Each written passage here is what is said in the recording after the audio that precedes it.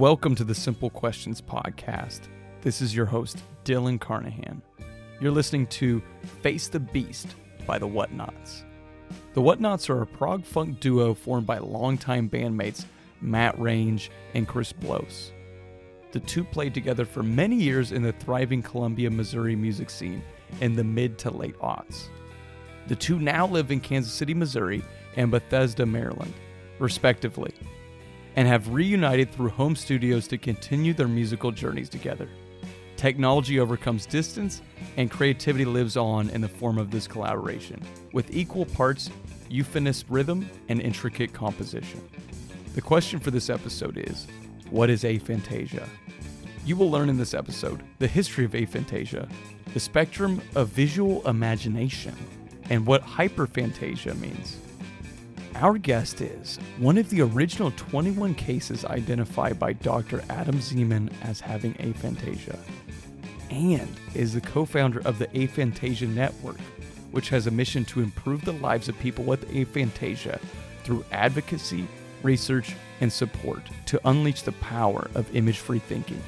I introduce to you Tom Ebeyer.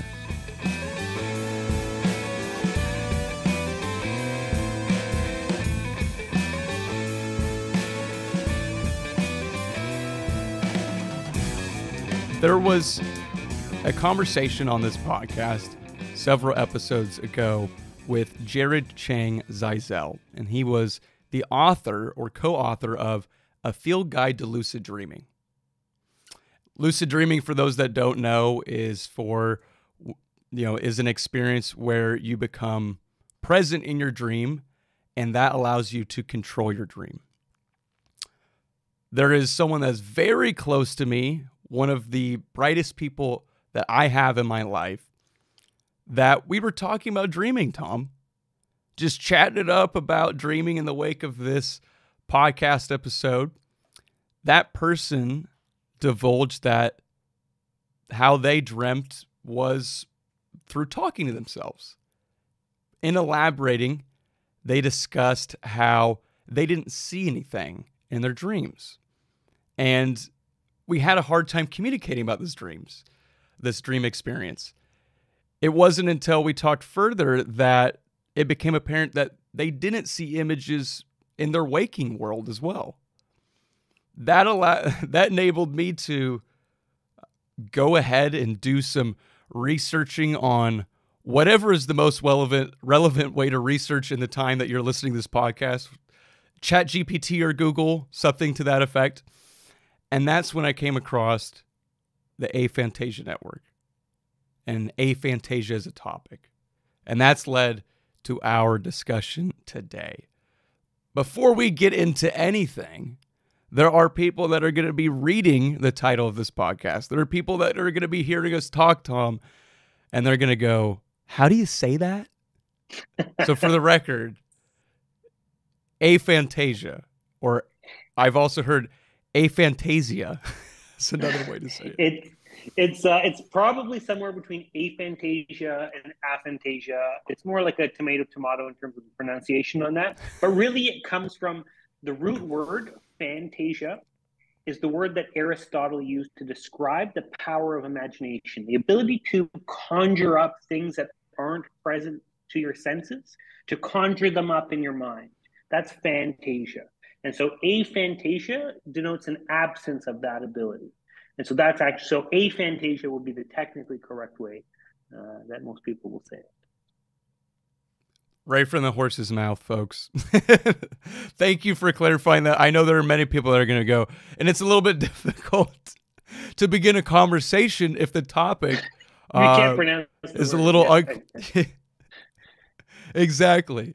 So we're going to get to, you gave us a brief little overview. You cracked the door open for us, Tom, here. I'm going to hit you with the crazy question, which is, what is aphantasia? Well, similar to the story you kind of just opened up with there, aphantasia is the inability to experience mental images in, a wakeful state. So if I ask you to think of a horse, most people are going to conjure some type of image of a horse in their mind's eye. That horse could be brown or black, standing in a field or on a racetrack. That will largely be based on their personal experience. If you grew up with horses, you're going to see that, horse in your mind's eye. For people with aphantasia, they don't see the image of the horse. They only have the thought or the concept. We're talking about horses. I can tell you lots of characteristics about horses. I can tell you that, it's a mammal with 4 legs and has these sorts of characteristics. But there's no visual representation of that object in my mind's eye.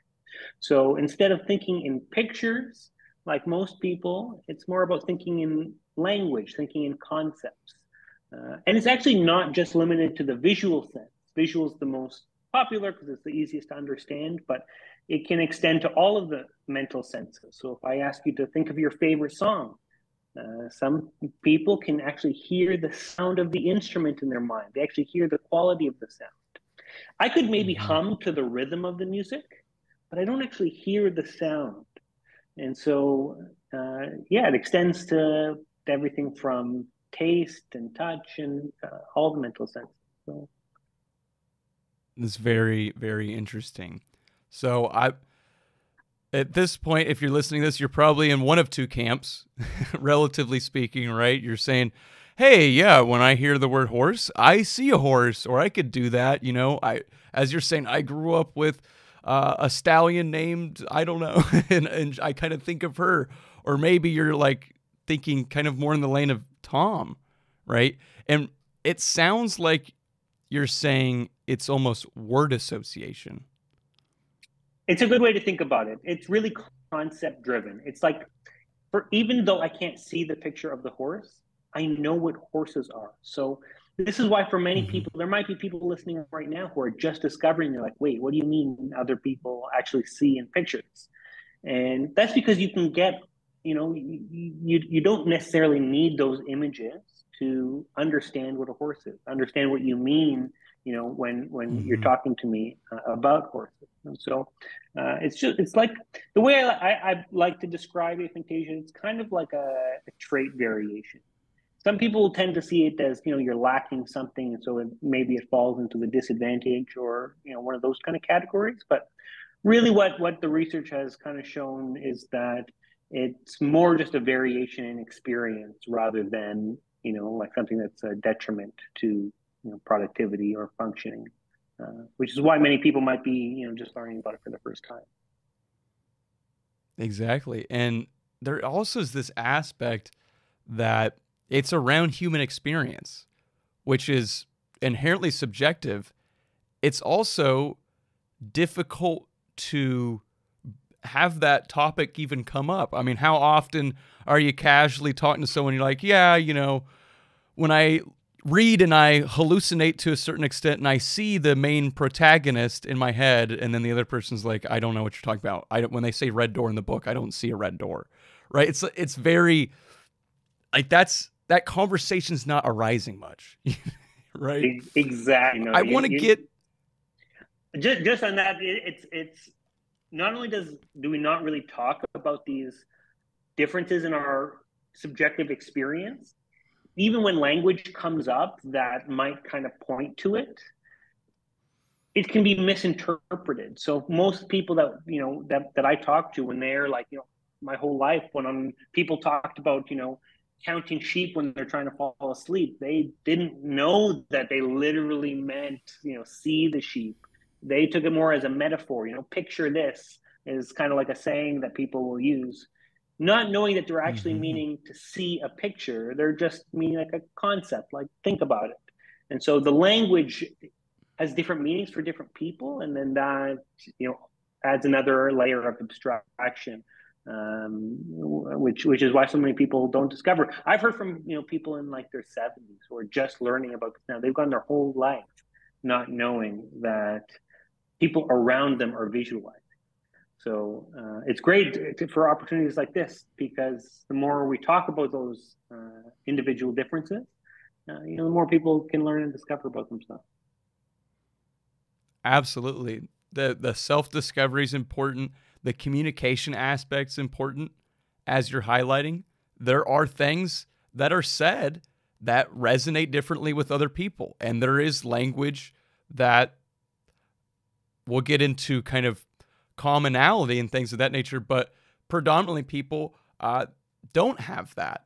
Therefore, you're going to be subjected and exposed to, metaphors and things of that nature that have a different meaning for you than maybe what everyone else thinks of when they hear that. So let's get into, we stunned our audience. Some of you are going, that, I can't picture a horse. I can, but let's bring everybody back, and let's have Tom here touch on a couple contextual things surrounding this. So I know that you have some involvement to a degree with this, but I want to ask, how was aphantasia discovered? What's the discovery aspect of what we're discussing? So, great question. There was the first ever mention in sort of the academic literature of someone not being able to visualize. It goes back to like 1880 to this Sir Francis Galton, who wrote it kind of off as an offhanded remark in one of his pieces of work. And it basically went undiscussed until 2015. So that's very recent and quite a large gap between those 2 points. And I think that case maybe started around 2013. There was a gentleman he was a land surveyor in the UK, and he reported losing the ability to visualize after, I believe he had a stroke during heart surgery. And so he woke up from that heart surgery and, all through his life relied on visualization in his work, as a, main method of completing those tasks. And without that ability anymore, was obviously a shocking experience for him. He reached out to a doctor in the UK called Dr. Adam Zeman. He was at Exeter University at the time. And, Dr. Zeman took a real personal interest in the case. And he wrote about this, this man I found who is describing this experience. And that led to about 21 people from around the world reaching out to that doctor, myself included. I was one of those original 21 who basically said, hey, I've never been able to visualize like this guy's explaining. And that's really kind of how the whole thing got started. From there, Dr. Zeman wrote a paper, basically defining the term aphantasia for the first time, in the academic literature, which led to a frenzy of news media and articles and blogs and people discovering that, they too fit into this camp. So really, we're talking about a relatively new phenomenon in terms of public understanding and language to describe this, but a longer history, obviously, of this existing. It's extremely interesting that this is, again, as you mentioned, relatively new. I mean, when you hear a date like 2015, right, that's, we think we know everything, right? As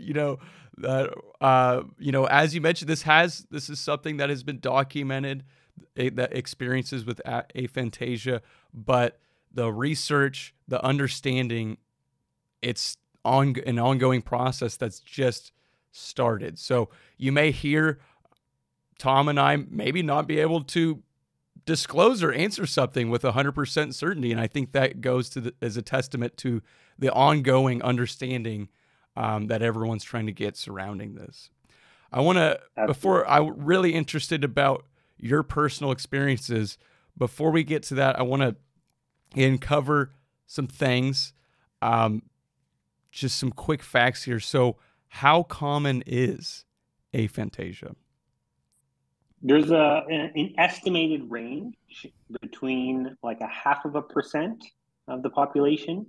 The highest estimate I've seen is up to like 4.5%. So that's a pretty big range. It depends on, like, just back to that previous point, it's like not everyone agrees even on, the full definition or where's that cutoff point for, do you have aphantasia or not? Like, what if you just have a little flicker of some black and white shapes in your mind? Like, should that count as aphantasia? So there's some, debate around where that cutoff point is, which is why you'll probably see such a variance in that number. But if you want to go like strict, no images in all the senses, then you're probably looking at something like a half to 1% for the most extreme of cases. There's also there's a little bit of a bigger percentage on the other end of the spectrum. So we're not talking about simply the ability to visualize or not. This ability to experience sensory phenomenon in your mind really ranges from that complete absence like me to an abundance of imagery. In the extreme cases, people being unable to almost determine if it actually happened or if they just imagined it. So there really is a wide range, and it does look like there's more people on the upper end of that range in some cases. So it's not just black and white. It's not just you can visualize all senses, right? Or no, there is a variability in that. There's a spectrum, as you put it. And in fact, there are people that have hyperaphantasia, if I'm not mistaken, which is what you're... Exactly. Hyperphantasia would be the opposite end of that spectrum. And these people are able to have, in some instances, difficulty discerning what they were visualizing between that and what they're experiencing because of how vivid things are. Exactly. There's even cases of people having the ability to project their imagery into 3D space. So like being able to actually see somebody like they're sitting beside you, even though they're not there. They're using their imagination to kind of fill in the perceptual world with imaginary things. And so there is really that wide spectrum of ability. And it's the research around it really still is in a very early stage in terms of like, how do we think about these differences? And then so what do these differences actually mean in our daily life, in our work, and our well-being? And those really are the categories that, our work here at Aphantasia Network are, really the most passionate about, because these, when you make these discoveries, many people believe, oh, I can't visualize, and so, maybe I shouldn't be an artist, or I can't do this. And that really doesn't pan out. There are some really great, very creative artists and mathematicians and people in a whole bunch of sectors and professions that you'd be surprised, that they can do such a great job without imagery. So yeah, really, really interesting. As we mentioned earlier, this is a subjective experience, right? It's not as tangible as far as there's no way to record what you're thinking in your mind. We also have this aspect of the barriers to communicate about that, whether because it's hard to relay that or because that topic doesn't get breached. And again, that this topic from a scientific perspective has really gotten a visibility since 2015. So there's just a lot going on. And Tom, there were a couple of things that were alluded to when you spoke about the research being done. You mentioned lifelong aphantasia, and then you also mentioned the case study of a gentleman who had, a stroke that had caused it. So can you speak a little bit about how, the distinction between the two and how that comes into maybe that, percentage of people we discussed? Yeah, there's certainly two different types of cases here. There are cases where people lose the ability to visualize. This could be because of physical brain damage, in the case of like a stroke, or even some cases of being more trauma related, psychological in nature. And what are the percentages of these and why are they caused? Still too early to confidently say.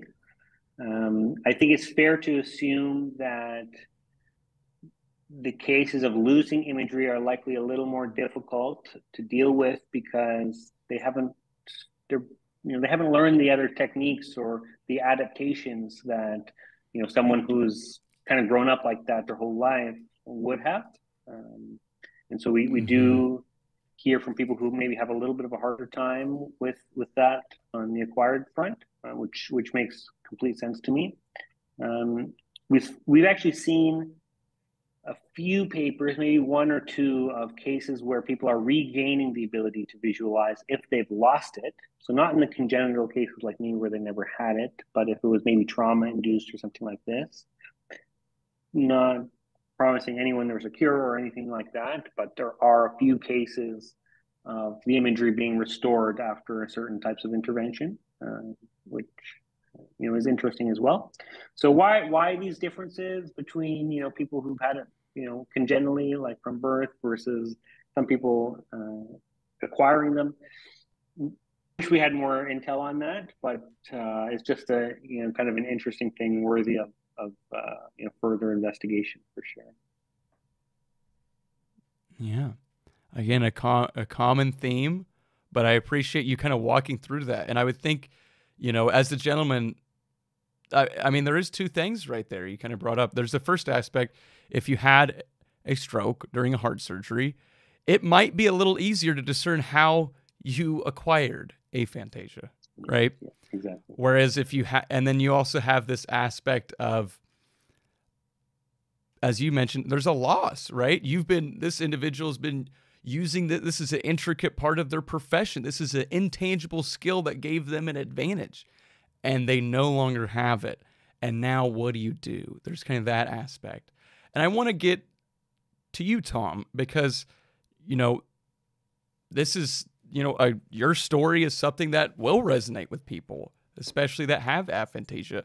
So I want to ask this because you mentioned that you've had lifelong aphantasia. And I'll tell a quick anecdote, which is when I was a child, I had two very close friends, Joseph and Harrison. And both Joseph and Harrison had an older sibling. And I had an older sibling. Therefore, I thought everyone had an older sibling.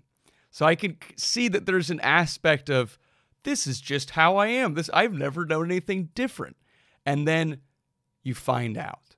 So I want to know, Tom, how did you find out that you had aphantasia?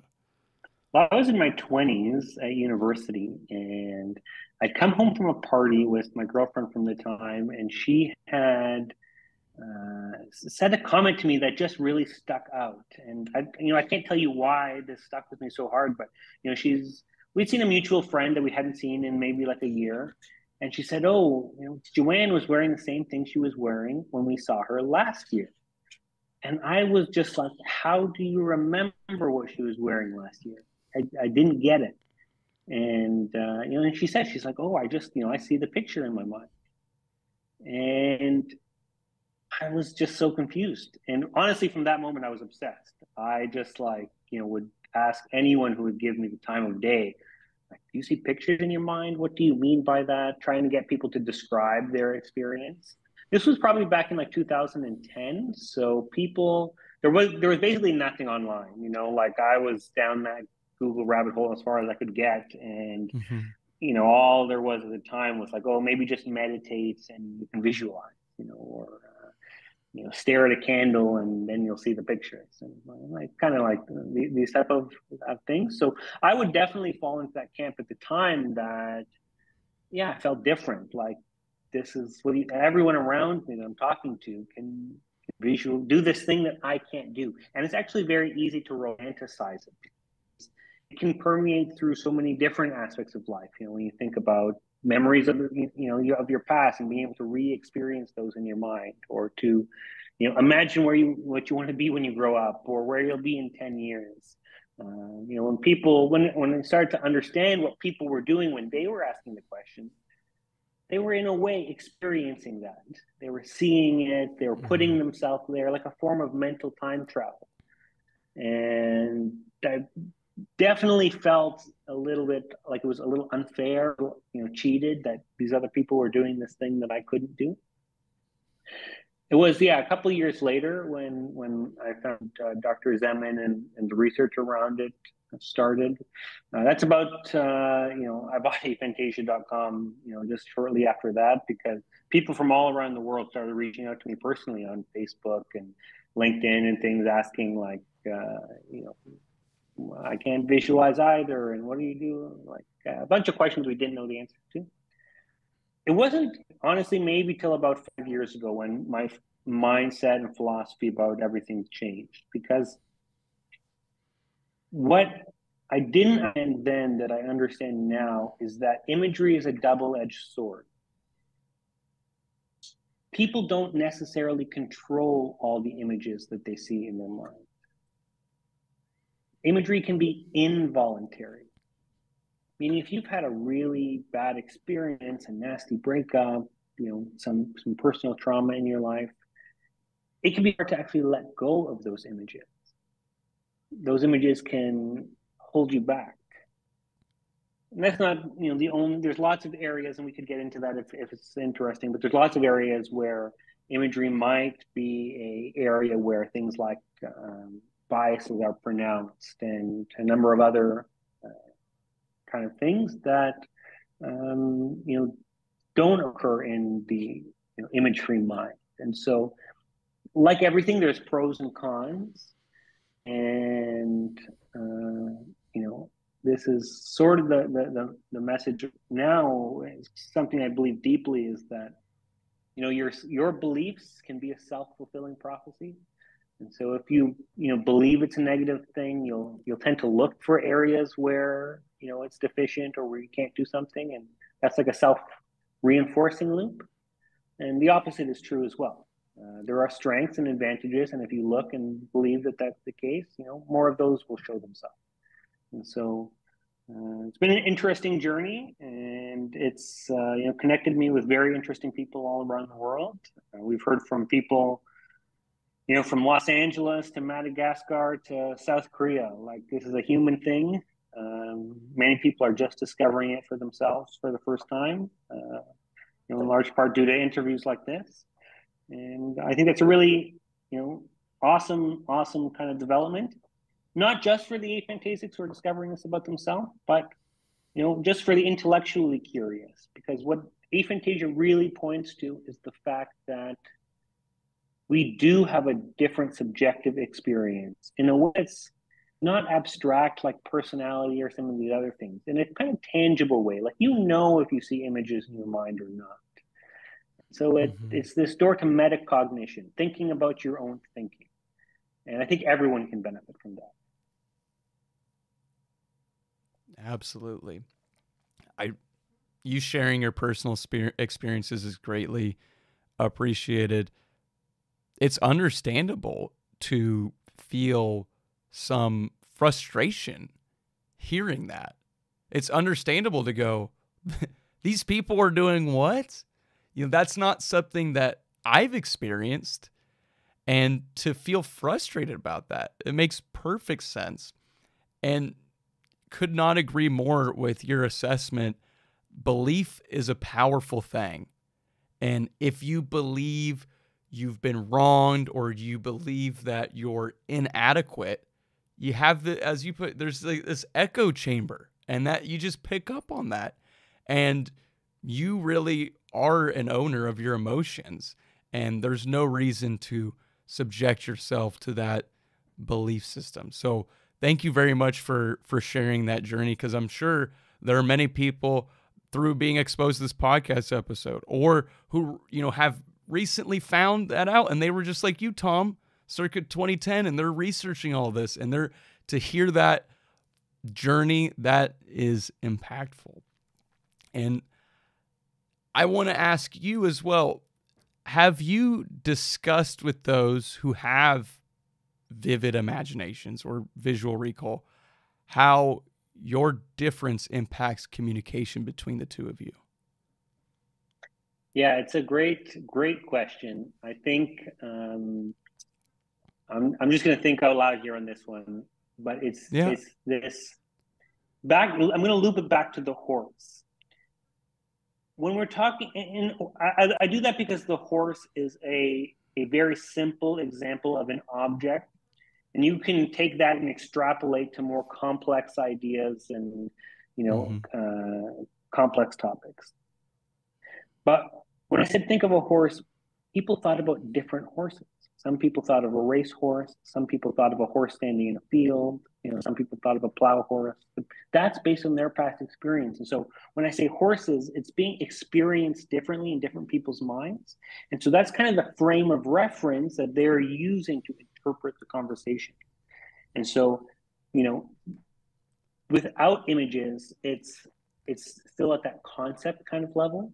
And so you can see how that mismatch in perception of even what the words mean for different people can lead to people being on different pages. Like I can only, I'm going to use air quotes, imagine that two people with very vivid imaginations talking about the same thing might be experiencing something completely different in their minds. And so even though they're using the same words, they're experiencing something different. And so even though they agree on something, in terms of language, what they're agreeing on in their mind's eye might be actually very different. And so this is like a really interesting area. You can get quite philosophical, but this idea that that language evokes imagery, and that is based on that's a subjective experience. Means that you need more robust or accurate language to really get deeper in terms of what you mean. And so this is anyways, that's a little ramble on that, if it makes any sense. I think there's definitely something to pull from that. Great analogy. I think right at the end there, firstly, as you said, I say donut, some people go Krispy Kreme glazed donut, other people are thinking donut with chocolate and sprinkles, right? We have that distinction. We come to agreement. We shake hands. We got two different images in our mind. And I think you're saying that the concept of a word bringing an image to someone's mind, that it's helpful if there are more details given verbally because there isn't that accompanying image. Is that correct? Yeah, because you can go the other way. Like if you were to say, okay, donut, like I'm still at the donut phase. I haven't chosen a Krispy Kreme or, a chocolate glaze.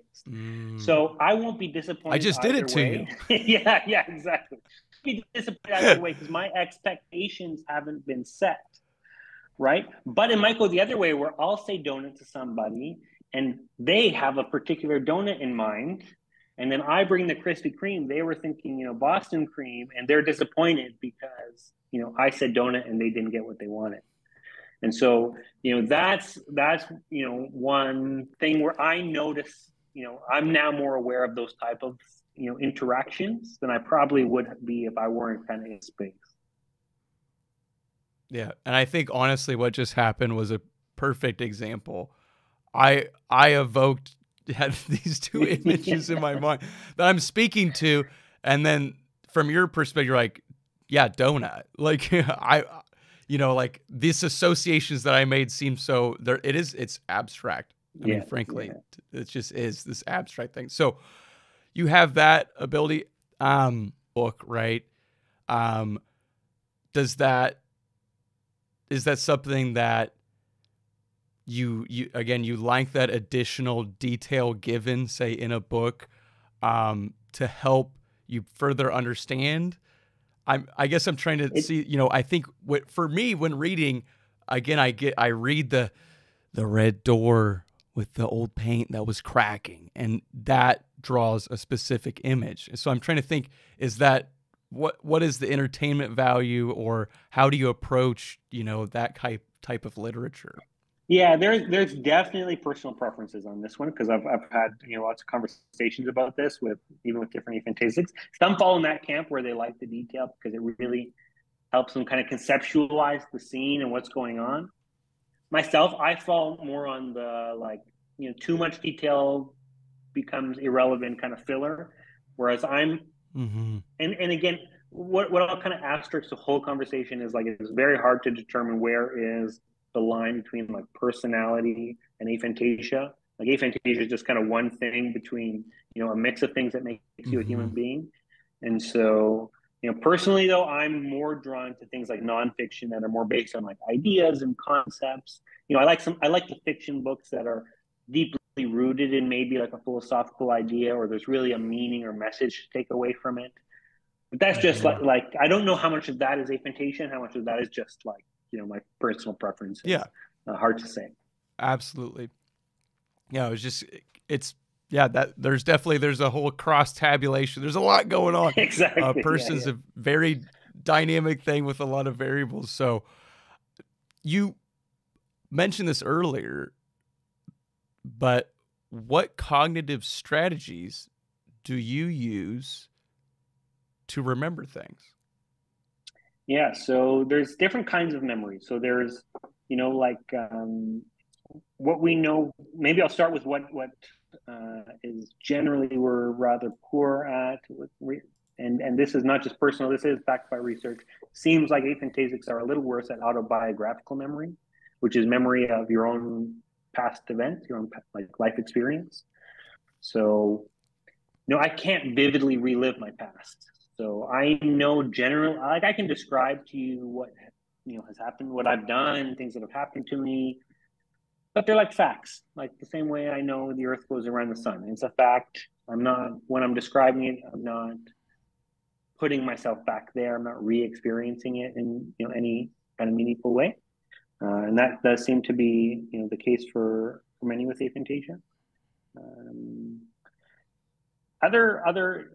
I tend to, and I think this is common. The concepts and ideas generally, memory is pretty good with those type of things. Like, there's a direct relationship between attention and memory. So, if someone were to ask me, like now I'm pointing it out, like, you're sitting on, this cool kind of black gaming chair with some white, rim right behind you. Like now that I've paid attention to it and I've said it, I'll remember that if someone were to ask me, the kind of chair. But if I didn't point it out, if I didn't make a particular note about it in my mind, I totally would not be able to answer that question. So same thing for people's hair color or eyes, or so if I go out for lunch with somebody and I come home and I'm asked, what color shirt was the person wearing? It's like, you should have asked me that before I went, and then I would have paid attention, and then I'd remember. So that's a really interesting kind of pattern that I think is common among aphantasics. That is the attention aspect is very important. Now, this is going to be a naive question. When recalling, oh my goodness, the woman had blonde hair, right? Once you've verbalized that out, it seems like almost rote memorization of that fact or concept. Yeah, you got it. That commits that to memory. 100%. Because I'm not re-experiencing it. So it can only be re-expressed in facts, in language. And so, it's different. Like the very idea of memory for people, I think, from my perspective, just talking to people about the topic, the very concept of memory is imagery driven for people. When they're remembering something, they're visualizing. Those things are inherently linked. One equals the other. Whereas, for me, it goes back to that concept, to those facts. And so, even people very close to me, if you ask me, like, what do they look like I can tell you general facts about them. I can, they're about 6 feet, blonde hair, blue eyes. I can give you characteristics, but because I can't see it or re-experience it, it's really limited to those characteristics or facts. That's extremely intriguing. Going back to the autobiographical memory, right? This almost self-narration, if you will, of your life, that inability to vividly go back to the past to recall that event. Without that, it would be like it was just, as you put it, a fact or a concept. So it's almost like a story you've memorized to an extent. I was in 3rd grade in Miss Brenner's class, and I didn't feel well, and this happened. And it's kind of that fact that you've committed, and instead of going back and seeing that classroom, it's more the rehearsal of the language of what that event was. Dylan, you got it perfect. That was a great explanation. How it's experienced. Thank you for that. Yeah. I just really want to hit on that to empathize and understand how, I mean, it's fascinating, and this is how your experiences are important, Tom, and the people that have aphantasia, their experiences are important. So we went back earlier, we mentioned this concept of a spectrum, right? With concepts, it's really easy if you just said, hey, you're a hyperphantasiac, you have aphantasia, that's it. We got 2 camps, it's just easy peasy, Tom. We could wrap it up. But we have a spectrum, and we got all these other senses. So for those that are hearing our conversation, how could they discover where they're at on this spectrum? Well, that's a great lineup for me there. So we have been working on something called the imagination spectrum. We've been working with psychologists, neurologists, psychometrics people, which are people who kind of design surveys to build an instrument that kind of puts people on that imagination spectrum.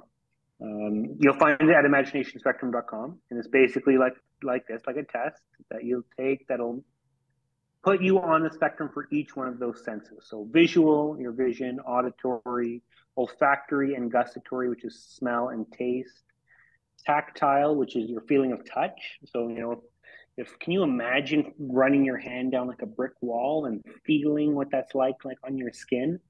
Some people can do that, and some people actually make decisions, about their personal environment based on, the feeling of textures in the room. So some people are very, tactile dominant, and motor is the last one, which is movement. So, you'll often hear about people being like maybe athletes training in their sport from home. They're imagining what it's like to move, to take a shot from the 3-point line. They're really feeling their body make those movements, even though they're standing still. And so we have a range of capabilities in all of these domains, and we're really on a mission to not only be able to identify what your imagery profile looks like in these different senses, but then the next step is really to say, okay, so what? Does this particular imagery profile maybe lend you better to different type of careers, or different modes of learning, or different wellness practices? We're very early. Like you said, aphantasia was only discovered in 2015. Public's just kind of catching on to these type of differences, but I believe that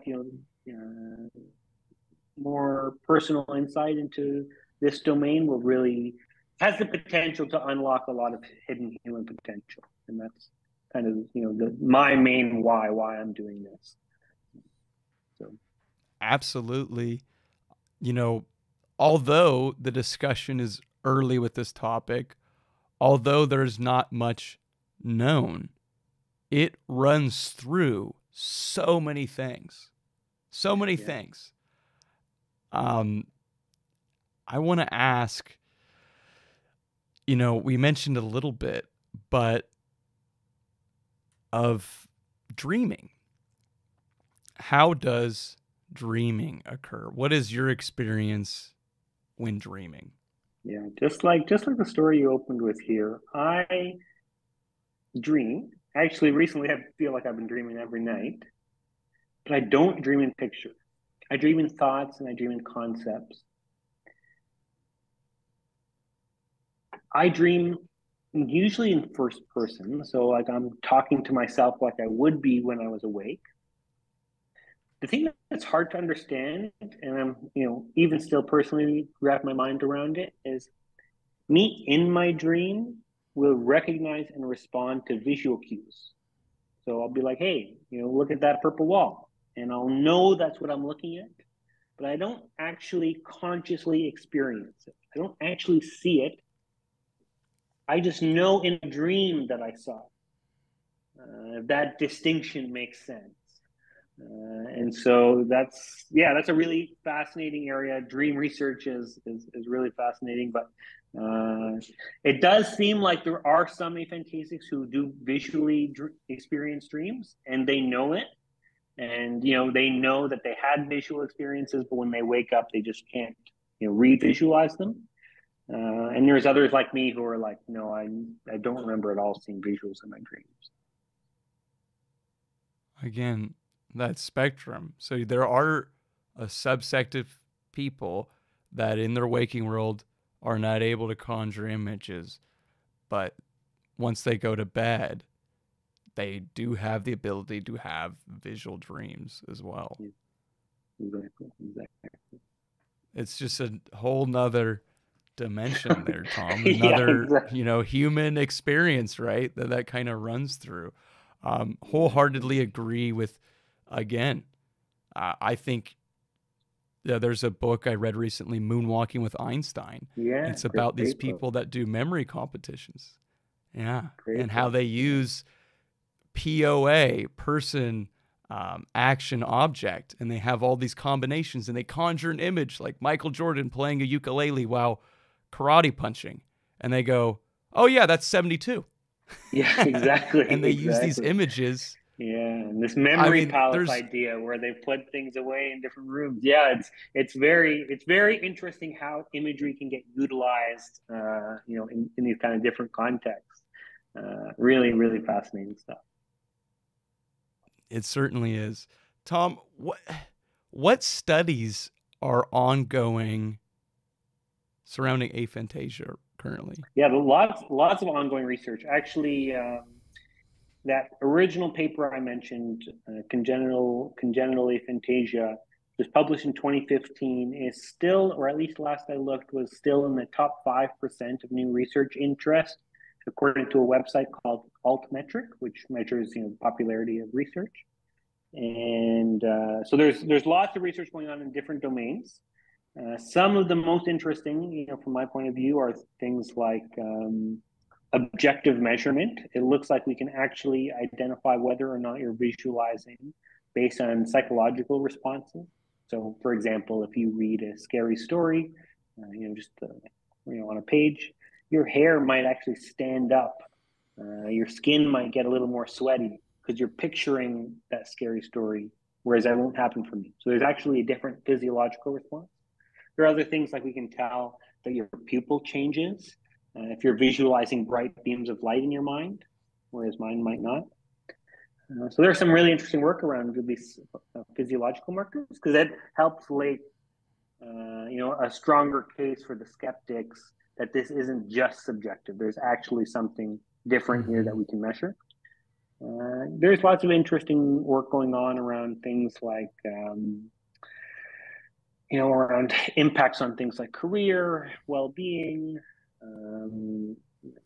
every kind of thing that you could think about. I've heard about somebody who's looking at it. Memory, different memory techniques, for people with aphantasia. Just so much. Again, the memory thing, maybe off the top of my head, there's more that I know that I'm missing. But it's a really burgeoning field. It's great to see so much research, and it's like not all centered, in one jurisdiction. We have research going on everywhere from the U.S., Europe to Japan, and kind of all over. So that's also very cool to see. Yeah, it'll be interesting to see what comes about through these various studies and the more discussions that come up surrounding this. And that leads me to, what is the Aphantasia Network? Well, we got the Aphantasia Network started because I didn't want other people to have that experience that I had, which is feeling lost and alone and confused when they discovered that they're different from everybody else. And so, we've built a community for people who want to understand what it means to not visualize, to communicate with other people who are going through a similar experience. So we publish lots of content, articles, thought pieces. We facilitate lots of research. We have great research connections all over the world. So great opportunities for people to participate in research if they want to help lead to contribute to new science. And that main drive around understanding what these individual differences mean for our life, work, and our well-being. And so helping people kind of better align their imagery profile with improve quality of life. So that's kind of the pitch. What can people do to find out more about you and the work you do, Tom? Aphantasia.com, best place to start. So you'll see all the content. You can sign up for the newsletters and everything there. I'm on Twitter. I'm not very active, but if anyone wants to, they're an active Twitter person, it's at Tom Ebeyer, Ebeyer. And that's a great place to start. Tom, thank you for sharing your experiences and time today. It was greatly appreciated. Thank you so much. Appreciate it. Great conversation. And look forward to speaking to you next week.